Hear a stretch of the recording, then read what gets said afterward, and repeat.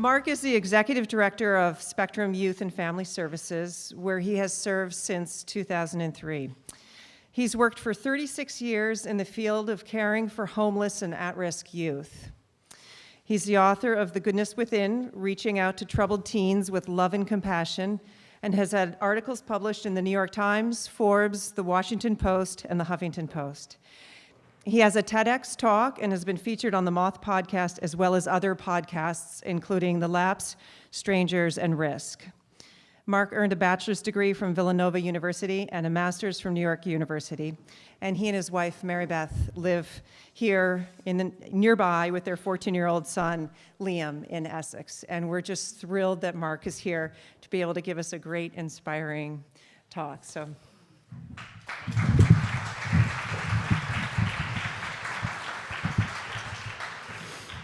Who votes that we do this outside? Raise your hands. No, we can. We have slides. Sorry, we have to do it in here. Thanks for inviting me. It's truly humbling to do a keynote about storytelling because we have great storytellers in Vermont. Sue Schmidt was here. Jen Ferrar is a great storyteller. Dina Frankel is here. These are great storytellers. You know how we lead the nation in the number of microbrews on a per capita basis? I think we lead the nation in the number of great storytellers, too. So it's a real privilege. That's right. Let's hear it. Vermont, yay! Beer and stories go together.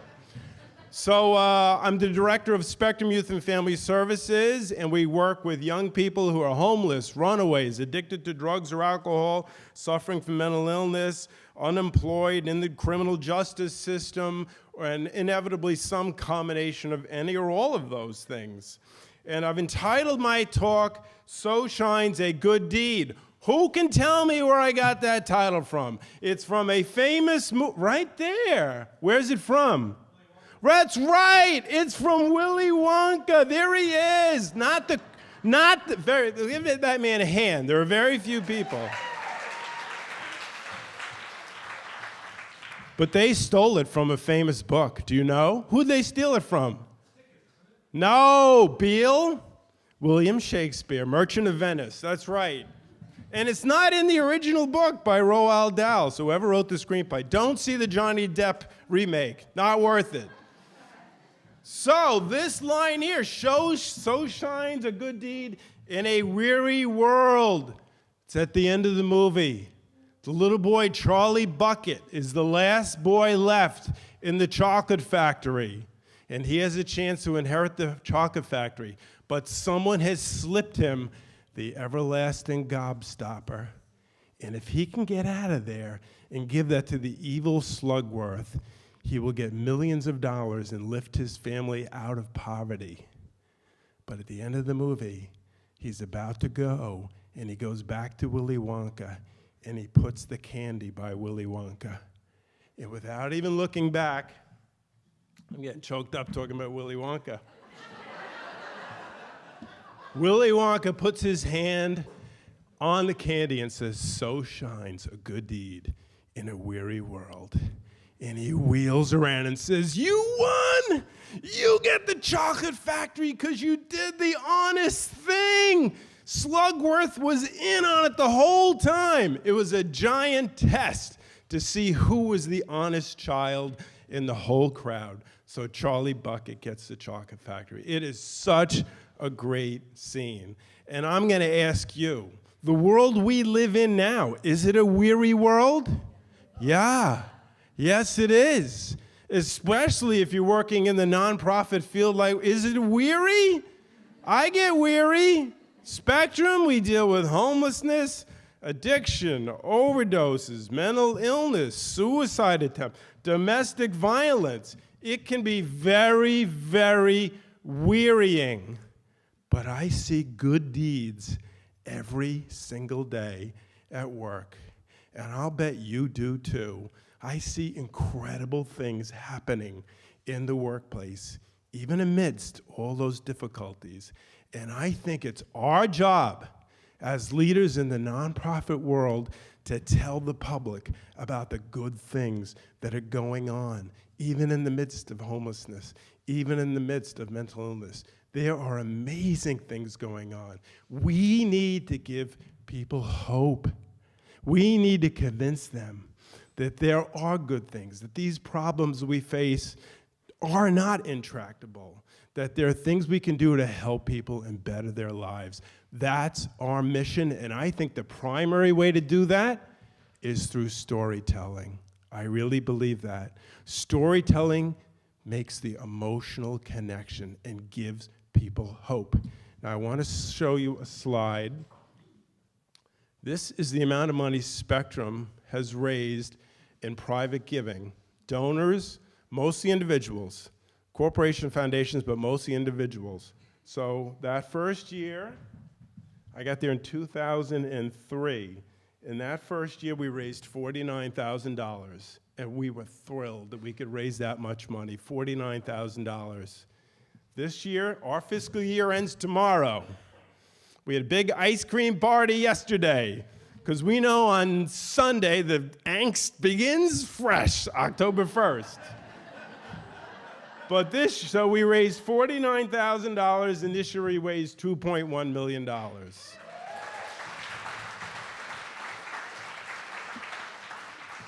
Now, how did we do that? It took 14 years, okay? What did we do? Number one, we improved the work that we did. Not fundraising, I'm talking the actual work of caring for teenagers and young adults. So that was job one. That's your job. There's some nonprofits, I'm not saying anybody here, I've worked at them. They're great at telling their story, but their work with whatever they're doing is subpar. If that's the case, eventually that will catch up to you and bite you in the foot. Okay, so we improved the work that we did. We improved our board of directors. We strengthened our board of directors. We simplified our message. People used to say to me all the time, what does Spectrum do? Did they do this? I think they do that. One guy said to me, I've been in this town 20 years. I have no clue what you people even do. Worked for Senator Leahy. One of his staff told me that. What else did we do? We added around this point here, development director, she's here today, Sarah Woodard. So she was there. And then she brought on Beal St. George, Jet Choquette, who's here today, and also Bridget LaRoche, who's not here. So we had a team. We had a development team. That's an investment. That costs money. However, it has paid exponentially. So we did all of those things, and storytelling. Storytelling has an awful lot with why we've gone from there all the way up to there. Now, I could put another slide up here that shows federal and state funding that started up here and has gone down here like that. So thank God, while all that's been going on, you have a different slope, and I'm sure we've all experienced that. So it's been this constant race over 14 years, watching this go like this, and hoping you can do better, and so far we have. But we know, if anybody's under any illusion that the government funding is going to come back, if it went down under Obama, I'm extremely dubious it's going to come back in the next 48 years. So this to me is not a blip. This is the trend. We've got to get our message out there, and I think storytelling is the best way to do it.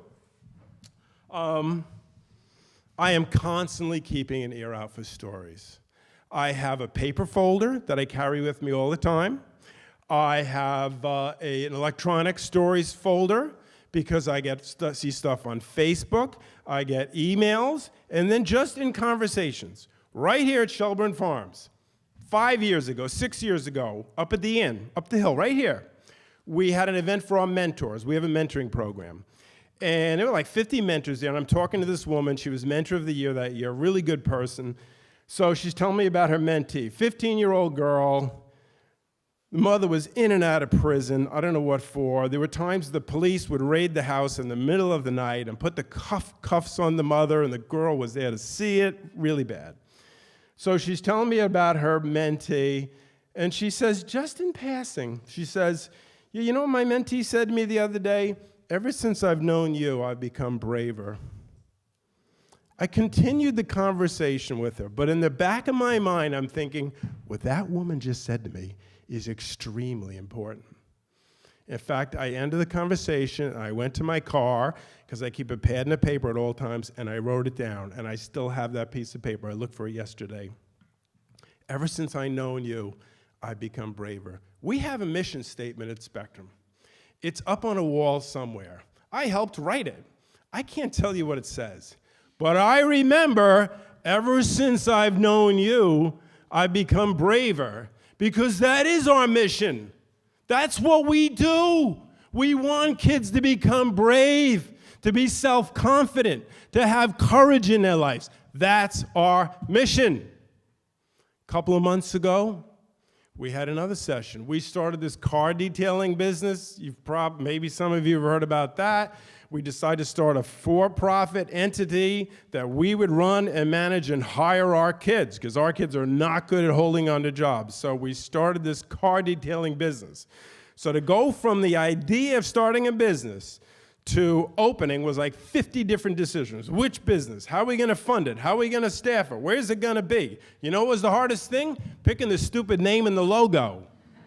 Oh my God, that was the hardest thing of all. We thought we had a name, then we didn't have a name, they didn't like the name. One of our board members works for Select Design, great guy. He said, come on over to Select Design. This is what we do for a living. We'll do this one for free. So a bunch of board members, staff went over, and Sarah Woodard, our development director, said, you know, we should really have some kids there too. I said, sure, great idea. So anyway, we were talking about this thing. It hasn't opened yet, and this 19-year-old girl who's been to hell and back says, the kids are so excited about this car detailing business opening. And I said, why? I believe you, but why? She said, because we've never had anyone believe in us. And we see this as the opportunity to do something where people believe in us. We have a vision statement at Spectrum too. I don't know what that says, but I'll always remember we've never had anyone believe in us. And this is our chance to do something where people believe in us. That's our vision. That's our vision, that we believe in every kid, even if nobody else ever has. That's our vision. Now, I'm speaking 2 weeks from now at our Empty Bowl Dinner. Our Empty Bowl Dinner is something we started 10 years ago.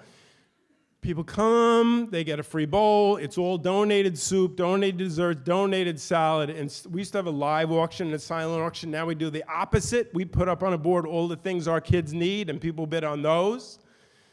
And I will speak to that audience. I'm not going to get up there and brag about how great Spectrum is. I'm not going to do that.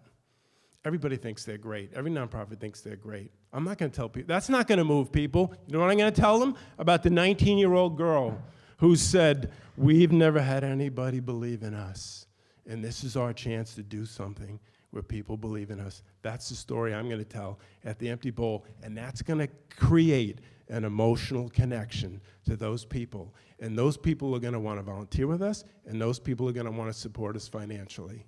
So stories are very, very important. We use stories in we don't even call it an annual report. We call it our gratitude report. Sarah Wood and her team put that out, just came out a few weeks ago. We got a message on Facebook from a development director 2 days ago, right? That gratitude report made me cry. We were living with friends for a few weeks. The woman ran out of her house and held it up. Look at this, it's stories. There is data in there. We do RBA, we have trend lines, we measure everything. That's in there, but it's mostly stories, because it's the stories that are connecting to people and making them believe in what we do. We use the word you a lot. If you go on Facebook, you go on our Instagram feed, this is all Bill, it's not me. People say to me, you're so great on Facebook. I'm like, it's not me. The gratitude report, it's not me. It's our team here. We use the word you constantly. When it's not Spectrum did this, Spectrum did that, you did this. By giving to us, you helped this kid. That is the constant theme. When I speak in 2 weeks from now, you folks did this. That's what changes people. That's what's going to strike them. We thank people well. Sometimes it drives me crazy when I get a load of 500 notes I've got to sign. We thank people over and over, and we use stories. We use stories in our e-newsletter, in the paper newsletter, everything. We're always thanking people. Right before I started here at Spectrum in 2003, a friend of mine, we had worked together for decades, I was in Connecticut. I was assistant director, and his last bit of advice to me was, when you become executive director, it's very easy to get swamped with budgets, meetings, it's so easy to get overwhelmed by that. He said, you have the ability to write well and to speak well. Don't let that get crowded out. That was excellent advice. If you're a nonprofit leader, and I think most of you are, you've got to take time. You've got to reserve time to do this. Very important. And here's the other thing I'd like to say. I'm an extrovert. You probably guessed that by now. I grew up in a family of Irish Catholic family of storytellers. My father called me once and said, you really got this storytelling thing down. I said, well, I got it from you, Dad. He goes, yeah, but most of mine were bullshit. At least yours are true. But you don't have to be an extrovert. You really don't. Or like a born storyteller, okay? It's mostly about passion. And I know a lot of you people. I think in listening to you today, you're passionate about what you do. If you have passion about what you do, you're 90% of the way there. You really are. You want to be really good? You want to go beyond that? Then go and take a class with Sue Schmidt or Dina Frankel. They have these MOTH slams at Arts Riot, and I went a few weeks ago, and they score them. You know, the scoring is kind of funky, but they score them. I told the story. I thought, wow, it's a great story. I had the highest score. Some guy gets up, never seen him before, tells his story. He beats me by 1/10 of a point. I went up to him. I'm like, gee, you're kind of new. He goes, yeah, this is the first time I've ever done this. I took some classes with Sue Schmidt. Damn, Sue beat me. So if you really want to be good, I think we can all be good at this. Sue and Dina, people like that, they will help you. So you don't have to have this inborn, storytelling ability. I've been on the MOTH. The MOTH started out as a lark. It started out as, what do they say at the end of every MOTH story? Somebody tell me if you listen to the MOTH. At the end of every MOTH episode, they say something. Right? Way back there. True stories well told. They do say that. It's funny. I met with some college students this summer, and she said, have a story-worthy week. And I was like, yeah, they do say that, but it's something else. What's the other thing? They always say at the end, come on. Beal or Sarah, what do they say? Call in. If you've got a great story, call this number and leave us a 1-minute pitch. Well, I did that. That's all I did. That's how this whole thing started, a 1-minute pitch. And I've been on TED. How'd I get on a TED Talk? I read somewhere TED was coming to Burlington. I looked up the person in charge. I said, hi, I think I have something to say. I'd like to be on your TED. They said, well, send us a video. I did, and they put me on. Washington Post. I saw they had a parenting section. I looked up the name of the person in charge of that. I emailed her. I think I should be well, send us an article. Hey, they loved it. They ran it. Now I'm a Huffington Post is my ex-wife's new husband. I was writing for this dinky publication called Youth Today. He saw it. He's the editor of the mental health section of the Huffington Post, and said, hey, send me some articles. So that's how I got on Huffington Post. So there's no great, terrific mystery to all the laps. These are the podcasts. I Googled top storytelling podcasts. That's how I found out about them. And just then everyone has a website. They're all looking for stories. That's what I did. Sent it off. Boom, I'm on. So any of you can do this. There's no great mystery to it, okay? You have to be willing to put yourself out there. If you're the communications director, the development director, the exec, you have to be willing to put yourself out there. That's what it takes. You have to think outside the box, and podcast is one way of thinking outside the box. We have to be introducing the public to a slice of life they know nothing about. We live in bubbles in America, right? We know that. You and I are involved in parts of society that most people know nothing about. We have to connect with them on an emotional level and fill them in on what we're doing and what people are facing. And that's going to make the connection, and that is our job. So I want to tell you the story, the first MOTH story I told that kind of got everything going. And again, so I had sent in this 1-minute pitch. 9 months later, I get an email from somebody in New York City. Hi, we're coming to the Flynn in a few months, and we got your 1-minute pitch. Call us. We want to hear the story. So I called a woman in New York City, and I swear to God, I was like, what did I say again? She goes, something about a little girl and her brother. Okay, yeah. So I just told her the story on the phone. She goes, okay, you're in. You're going to be the Vermont storyteller. I'm like, what? She goes, yeah, we're going to have 5 storytellers. Maybe there'll be one other Vermont person, but we're flying in all over from Detroit and Chicago. They're all coming on, our best storytellers, and you're the Vermont storyteller. I was shocked. So when you do the main stage at the Flint, there was 800 people there. I was trembling, and they said, you're going to go first, which I was thrilled about. And you have 10 minutes, and they are not kidding. There's a guy sitting behind you with a violin, okay? And if you hit 10 minutes, he starts playing the violin. So I had rehearsed this thing so many times, and I had gotten it like 9 minutes, 45 seconds, So we'll be fine. 2 things I never thought of: people clapping and people laughing. So I said something, and the audience clapped, and I'm like, don't clap! Then I said something that made people laugh, and I'm like, they're laughing, and I'm like, oh my God. And then later on, my friends, I'm reading the tweets later, Redmond's not gonna make it. My money's on the violin guy. But I did make it. I made it. Here's the story I told. The story I told was, I said, hey, I live here in Vermont with Mary Beth. We moved up here in 2003 with our son, Liam. He was 4 months old. He cried all the way up in the car. It was minus 30. We were like, what the hell did we get ourselves into? Lived in Burlington, rented a place, and then we moved. We found a house in Essex. And right before we moved into the house, we did a little walking tour of the neighborhood. So we meet a neighbor. She says, oh, it's a lovely neighborhood. The schools are good. It's safe. You're going to love it here. And she asked us a question. She said, are you going to be looking for a church to join? I did think this was a little, unusual, but I thought, well, I'm new in Vermont. Maybe this is what Vermonters ask you when they first meet you.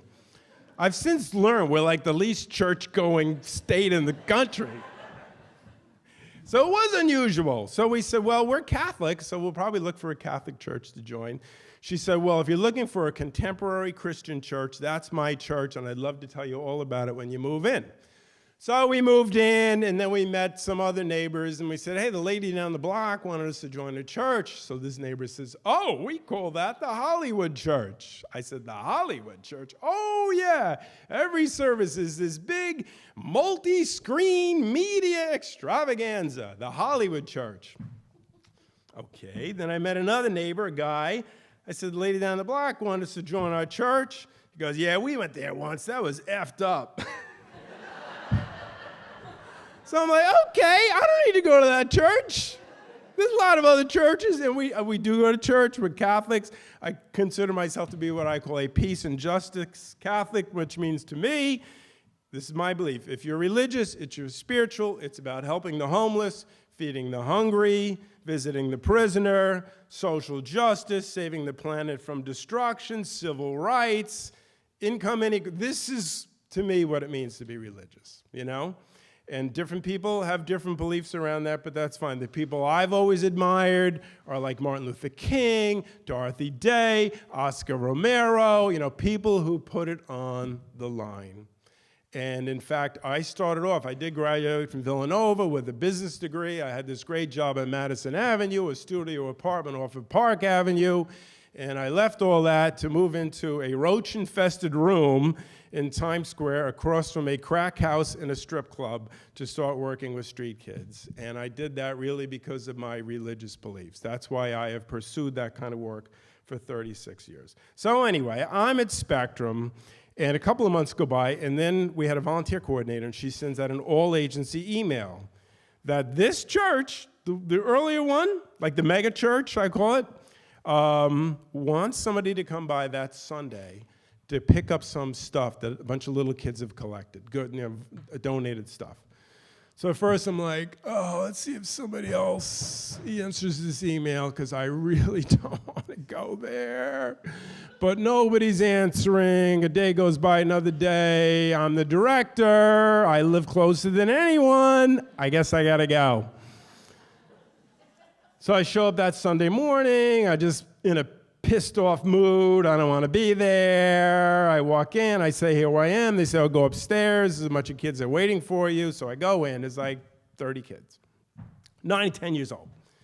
Bunch of adults. So I go in, come on kids, they gather around me, I tell them the whole story, what we do. We're homeless kids, runaway kids, and then they bring this box up, and I open it up, and it's got toothpaste and washcloths. I remember that dental floss, because I took it out. I'm like, even homeless kids need to floss their teeth.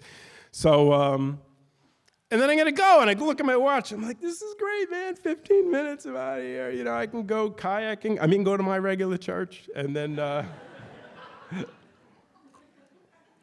I'm just about to go, and the man, the parent, right next to me, a guy goes, Mr. Redmond, before you go, there's a little girl here named Emily, and she has something special for you. So this little girl, 9, 10, comes wandering up the aisle, and she's got this black duffel bag behind her. And she stands in front of me and looks up and says, my brother died this year, and my family wants to give this to you, to give to a boy at Spectrum. So it's a black, I unzip the bag, and there's a white, it had like soap and toothpaste and stuff, and it had a Bible, a white leather-bound Bible. So I took the Bible out, and it's got an envelope inside the Bible. So I took the envelope out, and it says on the envelope, I still have a copy, to a young man at Spectrum. And I remember thinking, that doesn't look like a 9-year-old's handwriting. I'm guessing it's the mother. So it's a card, and I take the card out, and on the front it says, always remember, God is watching over you. And it's got a picture of her brother. Now, this girl is like 9 or 10, so I'm expecting to see a little boy. It's not a little boy. This looks like somebody who could be at Spectrum. In fact, it has the dates of his birth and his death, and he had just died. And he's 21, and he's smiling, and he's happy. So I leaned over to the man next to me, and I whispered, how did her brother die? And he whispers, heroin overdose.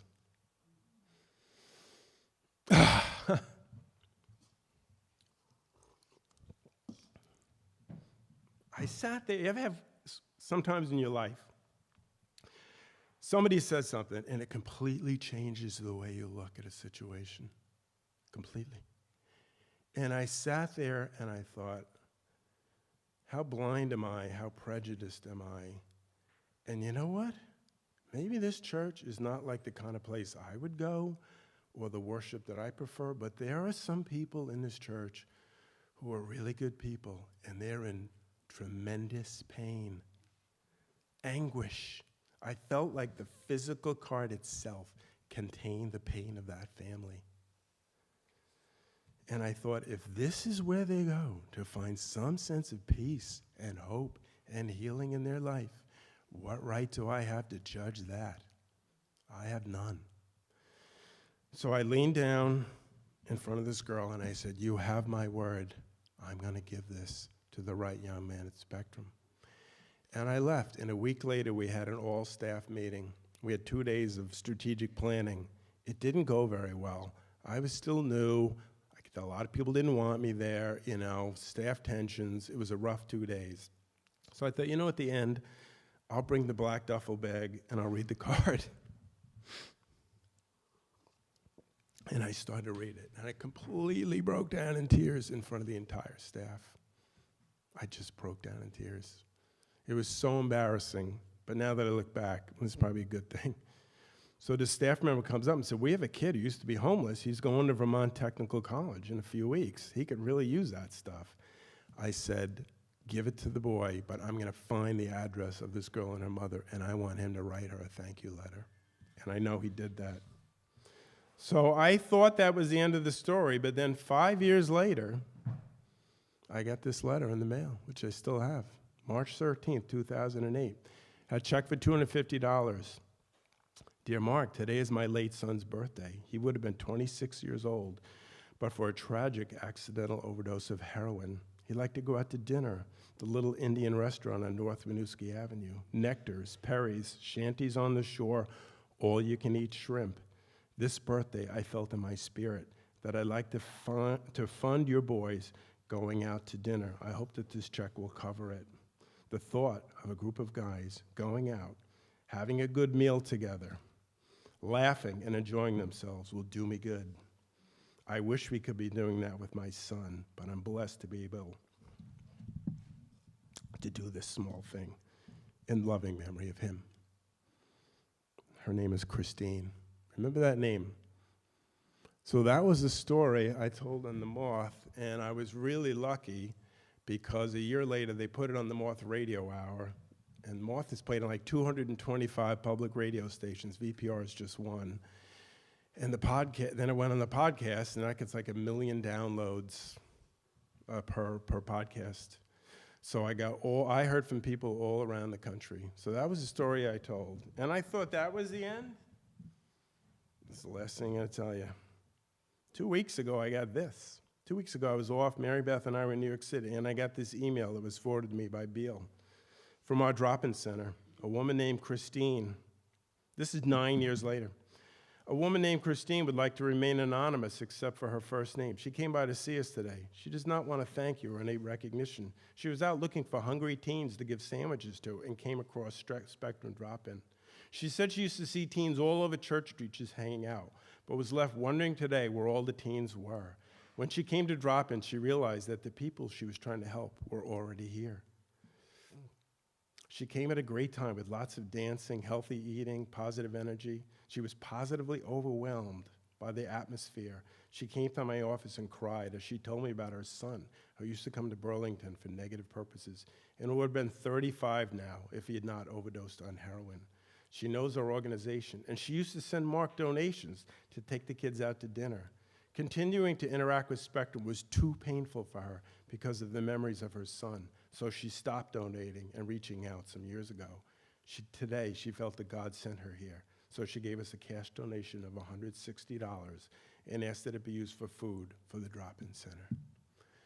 So I'm having coffee with Christine next Wednesday morning at 8 o'clock at the Nest in Essex Junction, because I want her to know how what she did has brought so much peace and hope to people for the last years. It's an amazing story. Stories move people. Sarah said to me the other day, aim for empathy, not pity. It's empathy that moves people. It's empathy that will move mountains. Thank you very much.